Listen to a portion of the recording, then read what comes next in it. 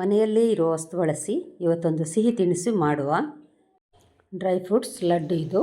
ರಕ್ಷಾಬಂಧನ ಹತ್ತಿರ ಬರ್ತಾ ಇದೆ. ಮನೆಯಲ್ಲೇ ಸ್ವೀಟ್ ರೆಡಿ ಮಾಡುವ. ಹಾಗಾದರೆ ಹೇಗೆ ಮಾಡುವುದೆಂದು ನೋಡುವ ಇವತ್ತು. ನಮಸ್ತೆ ಫ್ರೆಂಡ್ಸ್, ಗುಡ್ ಫುಡ್ ಲ್ಯಾಂಡ್ ಚಾನಲಿಗೆ ನಿಮಗೆಲ್ಲರಿಗೂ ಆತ್ಮೀಯ ಸ್ವಾಗತ. ಇಲ್ಲಿ ನೋಡಿ, ನಾನು ಬೋಳಾಸಿಂದ ಮಿಕ್ಸ್ಡ್ ಡ್ರೈ ಫ್ರೂಟ್ಸ್ ಇದೊಂದು ಪ್ಯಾಕ್ ತರಿಸಿದ್ದೇನೆ. ಮಕ್ಕಳು ತಗೊಂಡು ಬಂದಿದ್ದಾರೆ ಇವತ್ತು. ಅದರಲ್ಲೇ ನೋಡುವ ಏನೇನಿದೆ ಎಂದು. ಅದರಲ್ಲಿ ನೋಡಿ, ಮೆಲನ್ ಸೀಡ್ಸ್ ಇದೆ, ಮತ್ತು ಕುಕುಂಬರ್ ಸೀಡ್ಸ್, ಹಾಗೆಯೇ ಬಾದಾಮಿ, ಗೇರು ಬೀಜ, ಪಿಸ್ತಾ, ದ್ರಾಕ್ಷಿ, ಬೇರೆ ಬೇರೆ ಥರದ ದ್ರಾಕ್ಷಿ ಕೂಡ ಇದೆ ಇದರಲ್ಲಿ. ಇದು ಸಾಲ್ಟ್ ಆಗಿ ಸಹ ಬರ್ತದೆ ಮತ್ತು ಸಾಲ್ಟ್ ಇಲ್ಲದೆ ಸಹ ಬರ್ತದೆ. ಇದನ್ನು ತಿನ್ನಲಿಕ್ಕಂತೂ ಒಳ್ಳೆಯದಾಗ್ತದೆ, ಕ್ರಿಸ್ಪಾಗಿದ್ದು. ಹಾಗೆ ನಾನು ಇದರಲ್ಲಿ ಇವತ್ತೊಂದು ಡ್ರೈ ಫ್ರೂಟ್ಸ್ ಲಡ್ಡು ಮಾಡಿ ತೋರಿಸ್ತಾ ಇದ್ದೇನೆ ನಿಮಗೆ. ಮನೆಯಲ್ಲಿ ಇದು ಸಾಮಾನ್ಯವಾಗಿ ಎಲ್ಲರೂ ನಾವು ತಗೊಂಡು ಬರ್ತೇವೆ ಇಂಥದ್ದು ಡ್ರೈ ಫ್ರೂಟ್ಸನ್ನೆಲ್ಲ.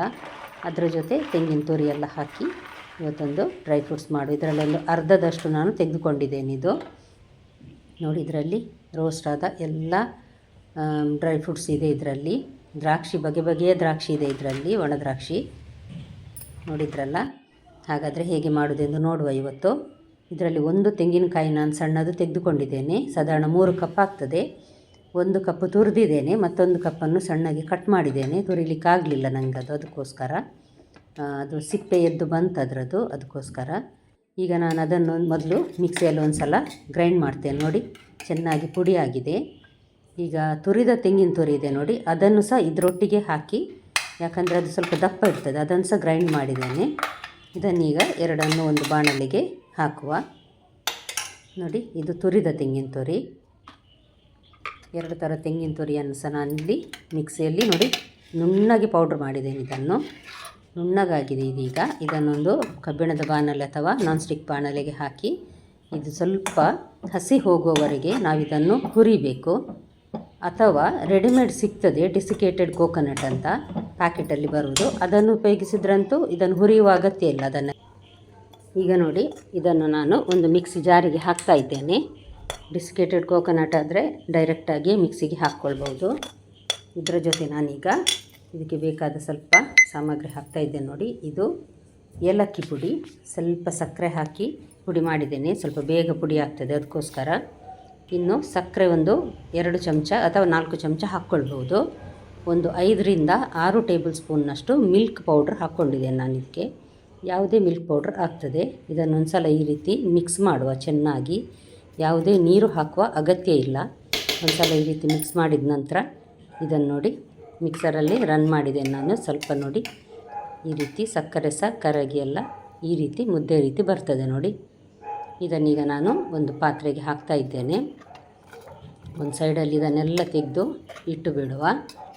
ನೀವಿನ್ನೂ ನನ್ನ ಚಾನಲ್ ಗುಡ್ ಫುಡ್ ಲ್ಯಾಂಡನ್ನು ಸಬ್ಸ್ಕ್ರೈಬ್ ಮಾಡಿಲ್ಲ ಅಂದರೆ ದಯವಿಟ್ಟು ಸಬ್ಸ್ಕ್ರೈಬ್ ಮಾಡಿ. ಹಾಗೆ ನಿಮ್ಗೆ ಇಷ್ಟ ಆದರೆ ಲೈಕ್ ಬಟನನ್ನು ಪ್ರೆಸ್ ಮಾಡಿ, ಹಾಗೂ ಫ್ಯಾಮಿಲಿ ಫ್ರೆಂಡ್ಸಿಗೆ ಶೇರ್ ಮಾಡೋದನ್ನು ಮರಿಬೇಡಿ.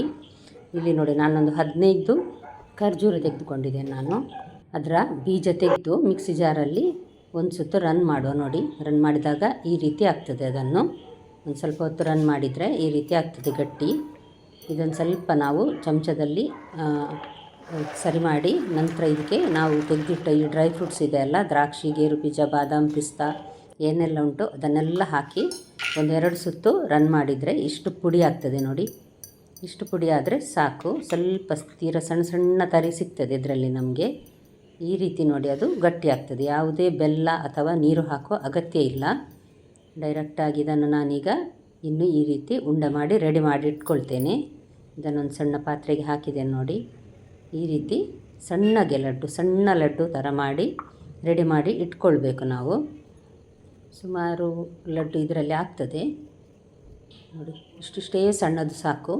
ತೆಂಗಿನ ತುರಿಯಲ್ಲಿ ಕವರ್ ಮಾಡಿ ಇನ್ನು ಮಾಡುವಾಗ ಲಡ್ಡು ಸಾಧಾರಣ ದೊಡ್ಡ ಶೇಪಿಗೆ ಬರ್ತದೆ. ನಾನು ಇಲ್ಲಿ ಎಲ್ಲವನ್ನು ರೆಡಿ ಮಾಡಿ ಇಟ್ಕೊಂಡೆ ನೋಡಿ. ತೆಂಗಿನ ತುರಿ ಮತ್ತು ಸಕ್ಕರೆ, ಹಾಲು, ಇದು ಹಾಲಿನ ಪುಡಿ ಹಾಕಿದ್ದೇವೆ ನೋಡಿ. ಅದು ಈಗ ಸ್ವಲ್ಪ ಗಟ್ಟಿ ಬರಲಿಕ್ಕೋಸ್ಕರ ಒಂದು 2 ಟೇಬಲ್ ಸ್ಪೂನ್ನಷ್ಟು ನಾನು ಇದಕ್ಕೆ ಹಾಲನ್ನು ಹಾಕಿದ್ದೇನೆ. ಹಸಿ ಹಾಲಲ್ಲ, ಬಿಸಿ ಮಾಡಿ ತಣ್ಣಗಾದ ಹಾಲು. ಸಾಧಾರಣ 2ರಿಂದ 3 ಟೇಬಲ್ ಸ್ಪೂನ್ನಷ್ಟು ಬೇಕಾಗ್ತದೆ. ಚಪಾತಿ ಹಿಟ್ಟು ನಾವು ಅಂಟು ಮಾಡ್ತೇವೆ ನೋಡಿ, ಅದೇ ರೀತಿ ಸ್ವಲ್ಪ ಗಟ್ಟಿ ಬರಬೇಕಿದು.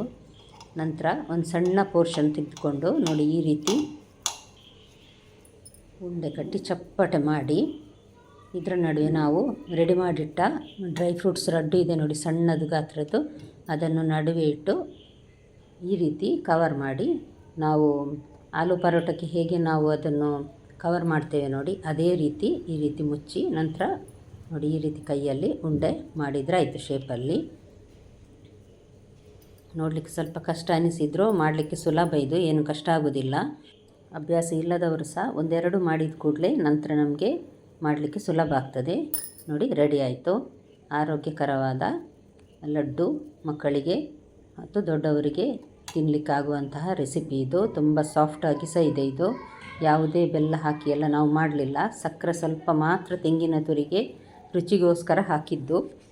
ಖಂಡಿತ ನಿಮಗೆಲ್ರಿಗೂ ಇದು ಇಷ್ಟ ಆಗ್ಬೋದು ಅಂತ ತಿಳ್ಕೊಳ್ತೇನೆ ಫ್ರೆಂಡ್ಸ್. ನೋಡಿ ರೆಡಿ ಆಯಿತು. ಮನೆಯಲ್ಲೊಮ್ಮೆ ಟ್ರೈ ಮಾಡಿ ನೋಡಿ. ನೋಡಿದ ಎಲ್ಲ ವೀಕ್ಷಕರಿಗೆ ಧನ್ಯವಾದ. ನಾಳೆ ಮತ್ತೆ ಸಿಗೋಣ.